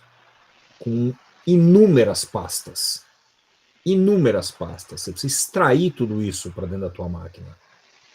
Esse é um dos pontos problemáticos. Pergunto para vocês, como é que eu sei que aquele e-mail, aqueles 3 e-mails que eu encontrei no arquivo do Ministério Público não foram adulterados? No caminho da extração, da apreensão até a extração. Cada arquivo desse, meus queridos e minhas queridas, gera um código hash. Cada um. E eu vou ter que conferir esse código hash. Desde a extração até o processamento. Até a hora que ele vai para a mão do juiz. Porque se um número do código hash não bater, prova é inútil. Uma letra do código hash não bater, a prova é inútil. Então não é só extrair o elemento de prova, armazenar, catalogar, indexar e descobrir. É saber se o hash bate e se houve a manutenção da mesmidade e da integridade desse elemento de prova digital. Porque, como eu disse para vocês, por ser imaterial, ele é muito volátil. Várias decisões do STJ, podem pesquisar, vale a pena. Várias decisões do STJ com problema de cadeia de custódia de elemento de prova digital. Porque as próprias polícias não sabem como lidar com isso direito. A Polícia Federal é um pouco mais preparada, tá, gente? Até porque o rol de crimes que a Polícia Federal investiga é muito menor do que o rol de crimes que a Polícia Civil investiga, né? Então as polícias federais elas estão mais preparadas, né? Tem delegacias especializadas em crimes econômicos, né? Tem delegacias especializadas em organizações criminosas, em crimes fazendários, né? Então estão mais preparados. Poder computacional, fundamento. Precisa haver poder computacional. Mão de obra, capacidade humana para processar e avaliar indexar e analisar esses milhões de dados, né? Então, legislação, o Ministério Público vai apontar aqui, vocês vão ver na resolução. Legislação suficiente para lidar com o elemento de prova digital. Será que a cadeia de custódia que está disposta no Código Penal é suficiente para lidar com o elemento de prova digital? Por conta da imaterialidade, da volatilidade dele, a dificuldade que se tem de manter ele íntegro de ponta a ponta. Porque, veja, gente, se a gente não mantiver o elemento de prova íntegro, desde a hora que ele é buscado e apreendido até a hora que vai para a ponta, para a mão do juiz, ele perde potencial epistêmico, ele perde a capacidade de reproduzir fatos. Como disse lá em 1921, o nosso amigo Florian, ele perde a capacidade de reproduzir fatos. Ele perde a capacidade de reproduzir a multiformidade da vida humana. Ou perde ou mitiga. Eu preciso que o juiz receba o elemento de prova digital em mãos intacto, exatamente da forma como ele foi concebido. Se eu pensar pelo ponto de vista da prova analógica, é meio que mais ou menos a mesma coisa, né? Eu não posso ficar alterando o corpo, né? O local do crime. Eu preciso que o juiz receba aquela informação lá na ponta, né?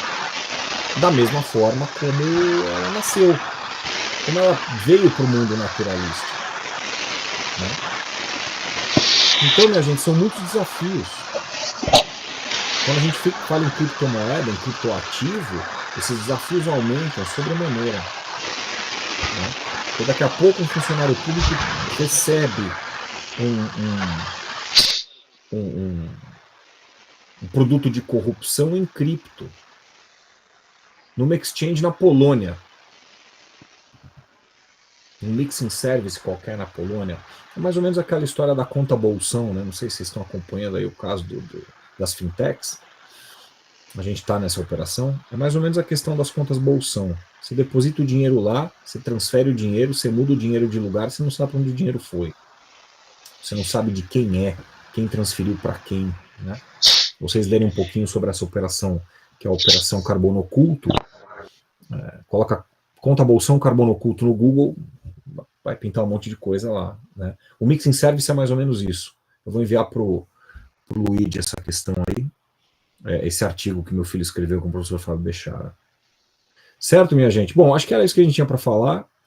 E agora eu abro aí para dúvidas, né? E vamos falar. Agora é a hora de vocês. Temos um monte aqui. Deixa eu abrir a fila.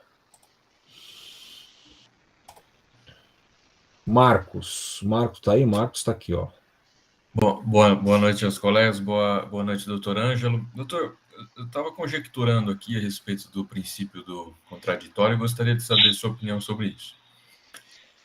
No seu entendimento, a produção sigilosa de prova privada envolvendo criptoativos violaria o princípio do contraditório em momento anterior, ou o fato de o impugnado mais adiante, em fase posterior, de o investigado em fase posterior ter o direito de impugná-la, satisfaria esse princípio? Contraditório é o fundamento da vida processual, né? Eu acho que a impugnação não é só uma questão de impugnação, né? Mas o contraditório ele é civilizatório, né? Ele é o fundamento de qualquer Estado democrático de direito que respeite uma Constituição democrática. O ponto é que seja o contraditório diferido, seja o contraditório não diferido, ele tem que ocorrer, ele tem que acontecer, né? Eu respondo a sua pergunta com um exemplo. Nós precisamos apresentar uma resposta à acusação agora num caso grande, esse caso de 17 GB de e-mail aí. Precisamos apresentar uma resposta à acusação nesse caso, e faltam dados bancários que ainda não foram enviados pelas instituições para o Ministério Público, pelo sistema SIMBA, né? Que é o sistema que envia dados bancários aí das instituições para os ministérios públicos. E esses dados eles já chegaram ao Ministério Público, o Ministério Público ainda não disponibilizou. Nós atravessamos uma petição dizendo o seguinte: olha, os dados são mencionados na denúncia, a gente não teve acesso aos dados, o Ministério Público montou uma tabelinha de Excel com o resumo dos dados, a gente não tem como responder à acusação se a gente não tiver acesso à origem. Cadeia de custódia. Eu quero saber se aqueles dados que o Ministério Público está dizendo que são dados bancários fidedignos, são dados bancários fidedignos. Eu só vou saber isso quando eu receber do Ministério Público os arquivos produzidos pelo sistema SIMBA com os seus hashtags não, com os seus códigos hash. É a única forma de eu saber que realmente aquilo teve uma origem. Prova digital na essência.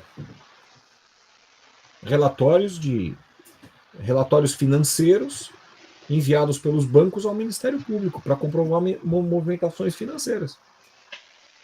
Enquanto eu não tiver... E o juiz nos deu razão. O juiz falou, olha, realmente vocês têm razão. Esses dados não vieram, isso fere o direito de defesa, eu não consigo contradizer aquilo que eu não tenho acesso, né? E o juiz nos deu um prazo aí maior para poder responder à acusação. No caso do criptoativo é a mesma coisa. Funciona com a prova digital. Eu preciso ter acesso exatamente a como esse dado foi produzido para que pudesse entrar no processo. Né? Se eu não tiver acesso a exatamente o nascimento desse dado no processo e o nascimento desse dado no mundo naturalístico, eu não tenho como defender meu cliente. Eu não sei do que se trata. E lembrem-se, o cliente ele se defende daquilo que está na denúncia, dos fatos. O que está fora da denúncia não existe no processo. Né? Então, acho que, respondendo a sua pergunta, acho que é isso. Temos aqui o Ramon na fila, é isso? Boa noite, professor. Estão me ouvindo? Estou te ouvindo, pode falar, Ramon.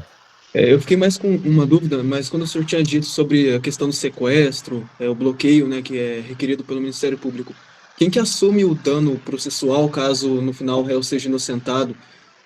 Porque eu pensei eu não sei como é que faria esse tipo de cálculo, né, de conversão. Eu não sei se está no material que o senhor mandou agora no grupo pra gente, mas essa foi uma dúvida que eu fiquei.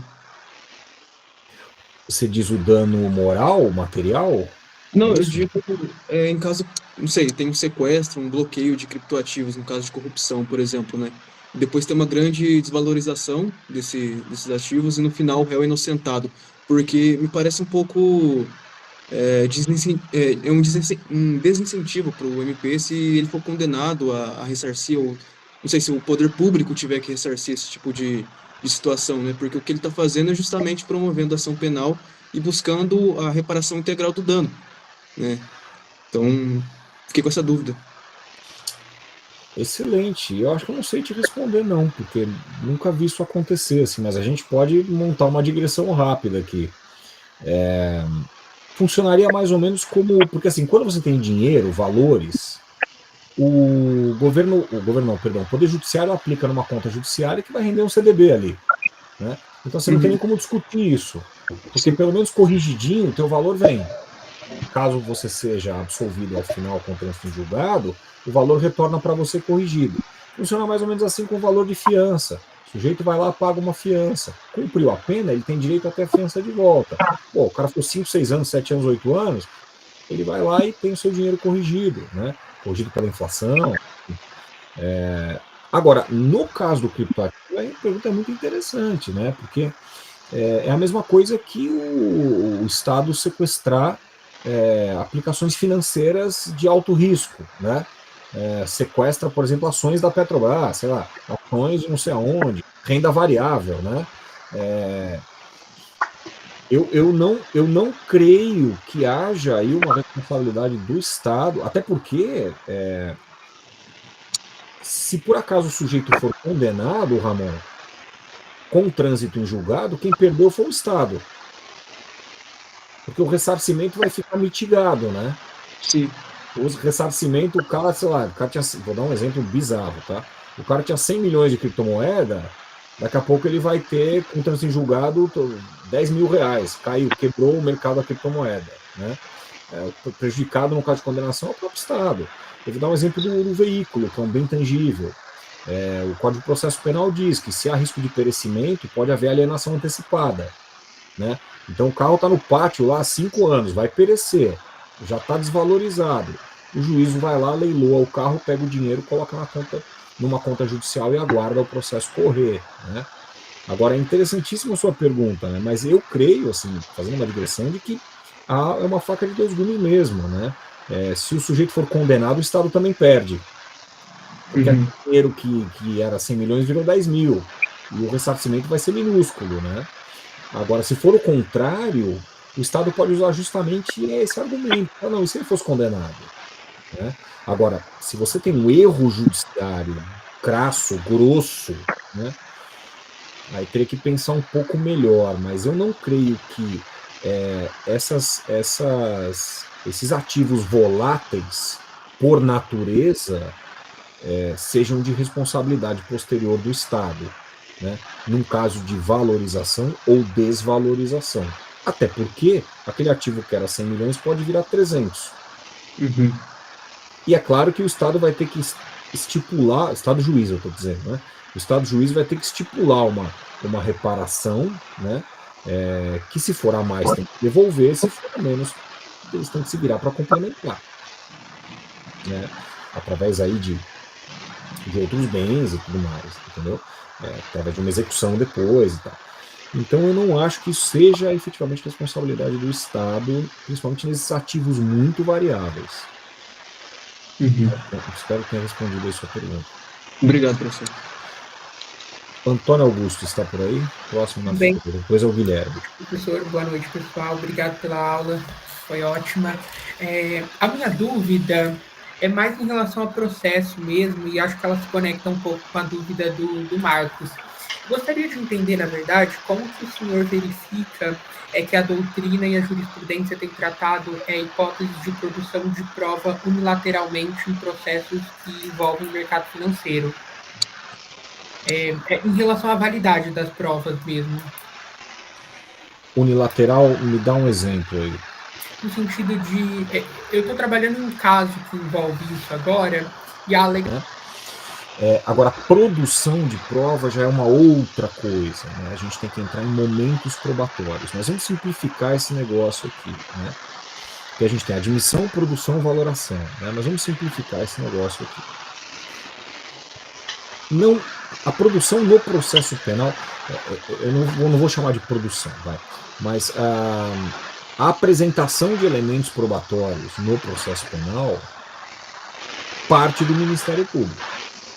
Esses elementos probatórios que são incluídos na ação penal pelo Ministério Público são oriundos, via de regra, de inquérito policial, né? A defesa vai simplesmente cruzar o braço e falar: é o Ministério Público que tem que produzir a prova, vai ficar quieto para deixar a prova andar? Não. A defesa vai buscar suas contraprovas, né? Vai buscar combater aquilo que foi apresentado pelo Ministério Público como elemento de prova, né? Como prova na denúncia. A primeira oportunidade que a defesa tem de se manifestar na ação penal é na resposta à acusação 10 dias depois do recebimento da citação. Então, assim, veja, não há como no processo penal, estou falando em tese, tá? No papel, não há como uma apresentação de provas unilateral sem que a defesa apresente ali as suas contraprovas. Mas Ângelo, tem defesas boas e defesas ruins. É verdade, né? Cabe ao juiz também verificar se o réu está indefensável ou não está indefensável, utilizando-se ali paralelamente, analogicamente, ou analogamente, melhor, a gente está com prova analógica na cabeça, né? Analogamente àquilo que é disposto no tribunal do júri, considerar o réu indefensável, tá? Mas a produção de prova no processo penal, ela se dá em juízo sob o crivo do contraditório, tá? Então, eu não creio, né, que haja uma produção de prova unilateral, até porque o juiz vai instar a defesa a se manifestar acerca daquilo que foi produzido, como, por exemplo, chamando a defesa para responder à acusação em 10 dias. Há casos que são de complexidade elevada que você prefere esperar a instrução e apresentar a sua defesa final em alegações finais, né? Quem teve o processo aqui já sabe como é. Você tem denúncia, resposta à acusação, audiência de instrução, debate e julgamento, e após prazo para apresentar alegações finais, né? Então, assim, produção de prova no processo penal é feita em juízo sob o crivo do contraditório, né? A produção de prova pode ser antecipada, depois o contraditório é diferido, provas irrepetíveis e tudo mais. Depois você tem contraditório diferido, testemunha que está para morrer, vai lá e ouve a testemunha antes dela morrer, como exemplo que se dá na faculdade, né? Mas sempre vai haver possibilidade do contraditório, né? Então, essa unilateralidade da prova, do aspecto de ônus do Ministério Público, né? E a defesa tem que contestar isso através do contraditório. Produção de prova no processo penal, como eu disse, é outra coisa. Ela se dá sob o crivo do contraditório, na cara do juiz. Meio de prova, não meio de obtenção de prova. No meio de obtenção de prova, você extrai o elemento, difere o contraditório. Eu sei que isso é um pouco complexo assim para falar de cara, mas no processo penal, esse tipo de tese não seria uma tese adequada, né? A não ser que o juiz percebe que a defesa cruzou o braço e está deixando o cara se fritar em óleo quente. O juiz pode desconstituir a defesa e constituir um defensor público, tá? No júri isso é muito comum, tá? No júri isso é muito comum. Teve agora uma decisão muito recente, no caso do júri, que o juiz declarou o réu indefeso, dissolveu o conselho de sentença, pediu para convocar outro conselho de sentença, e se o réu não constituísse novo advogado em 10 dias, seria constituído um defensor público para defendê-lo. O juiz percebeu que o cara estava absolutamente indefensável. Deu para responder, Antônio, é isso? Não, perfeito. Ótimo, professor. Muito obrigado. Joia. Guilherme, agora é a sua vez. Boa noite. Ângelo, acho que eu queria primeiro agradecer pela aula, porque não tenho uma dúvida sobre tudo que você falou e se propôs a desenvolver, que você desenvolveu. Eu acho que ficou extremamente claro para mim, mas eu tenho duas perguntas.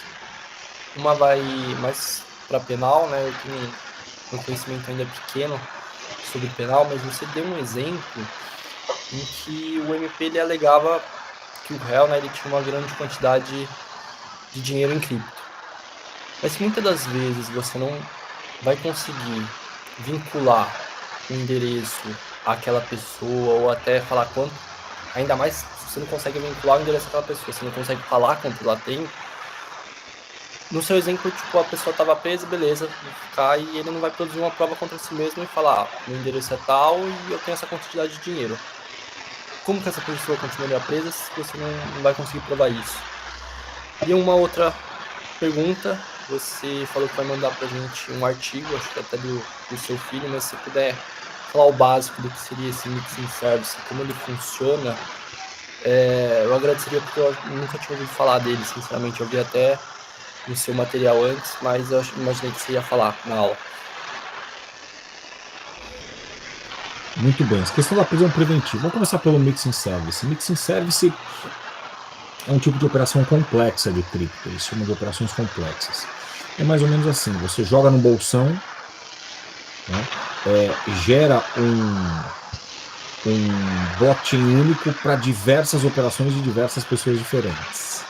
Na base é isso. Então, a identificação efetivamente do mixing, da pessoa no mixing, é extremamente difícil.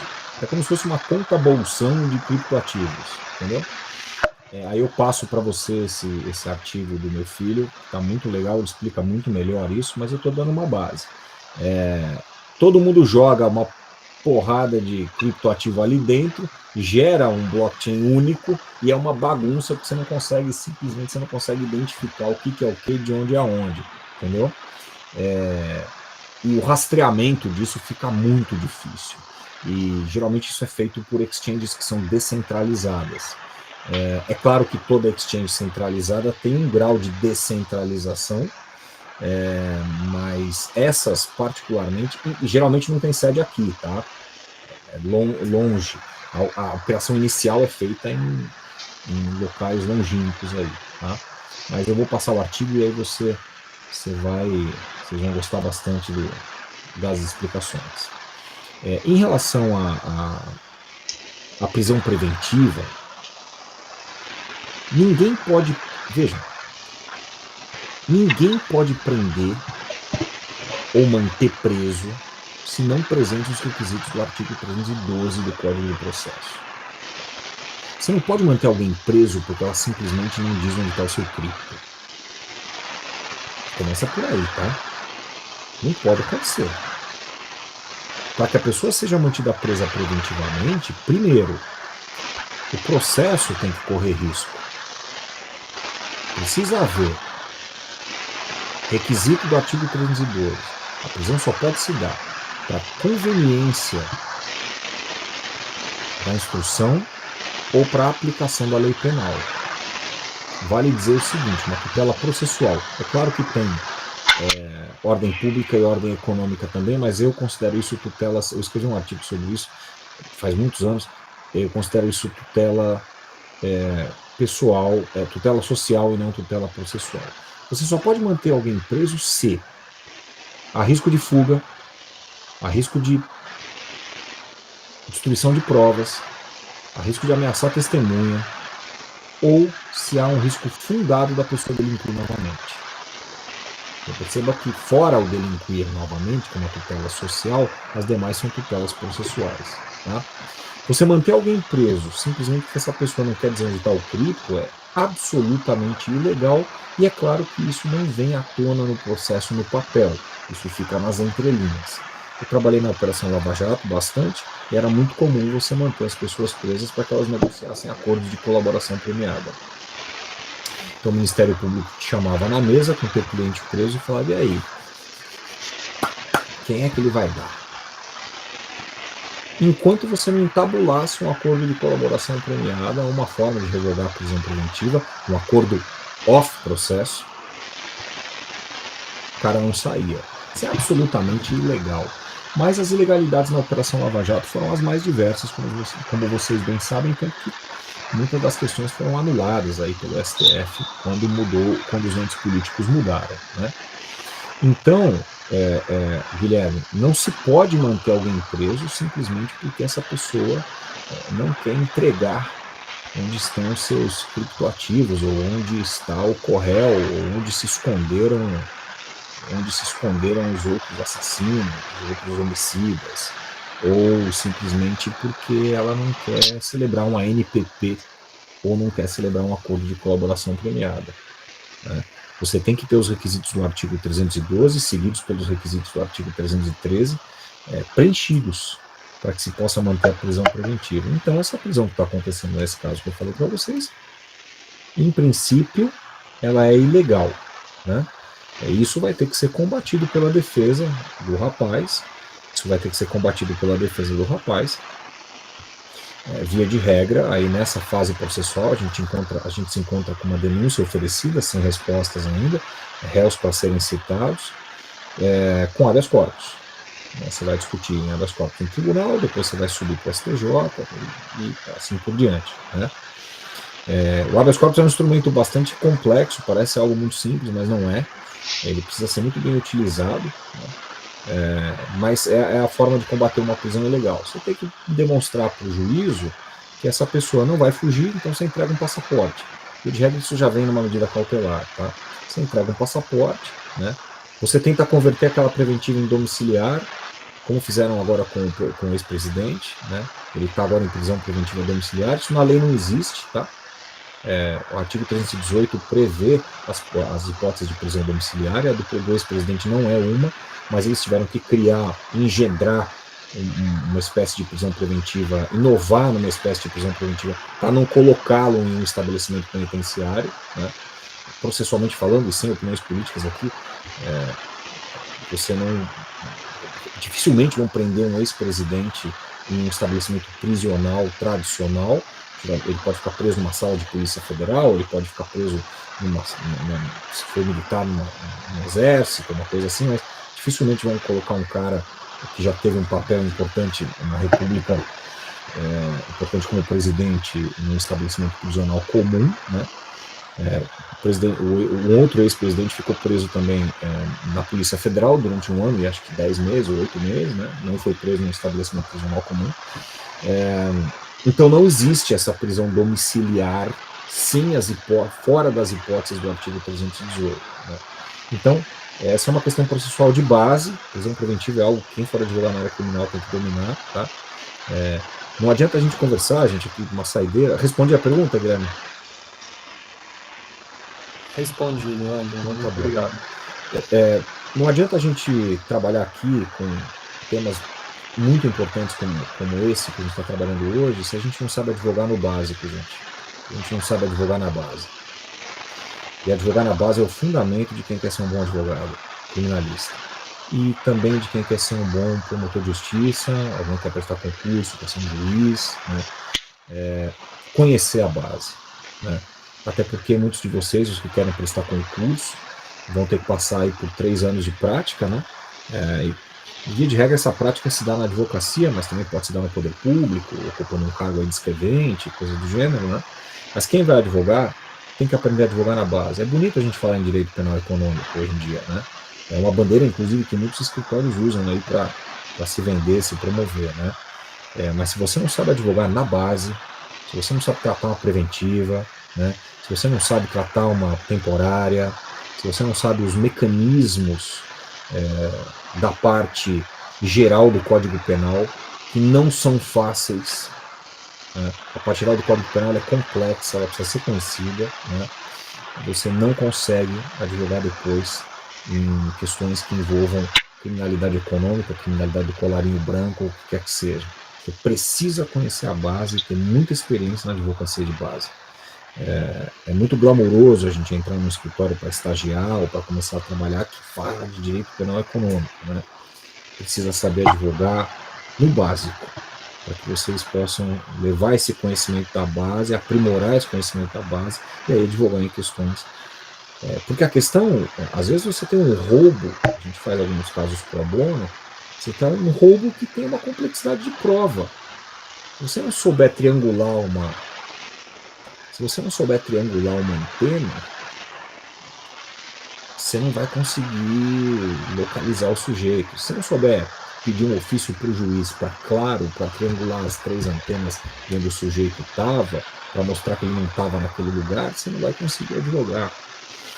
Se você não sabe lidar com um pedido de prisão preventiva, né, se você não sabe lidar com a revogação de prisão preventiva, que não é simples, até porque há súmulas do STJ que precisam ser superadas, dependendo do caso, você não consegue ajudar o teu cliente. Né? Isso é advocacia de base. Então, minha palavra final aqui fica para vocês é que sistemas são importantíssimos, eles são o futuro, prova digital não tem como, né?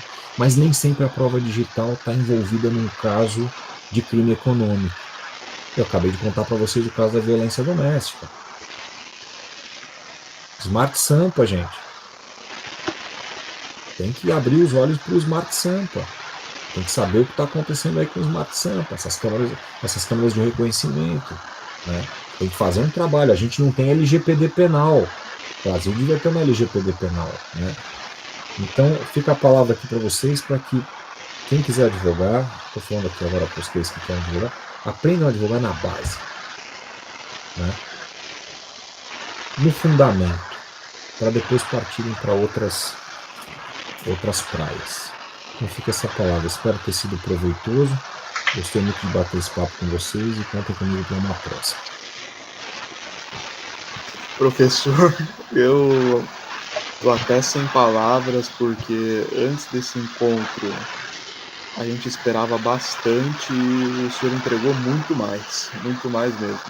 A gente só tem a agradecer não só pelos ensinamentos processuais, doutrinários, pelos ensinamentos jurídicos mesmo, mas também por esses conselhos que você dá para a nossa vida profissional e pessoal. Então, faltam palavras para agradecer. Pode ter certeza que o chamaremos mais vezes, e não serão poucas, para falar mais do seu doutorado, talvez durante, até após a publicação dele, e de outros temas que você queira compartilhar conosco. Mais uma vez, eu agradeço em nome não só dos membros, não só dos diretores, mas também em nome do professor Rui, que gostaria de estar presente e não esteve. E reitero, o convidaremos mais vezes. À disposição, quando quiserem. Então, boa noite, pessoal. Obrigado por comparecerem. Tenham um bom fim de semana. Boa noite. Tchau, tchau. Um abraço. Abraço, Ângela. Abraço.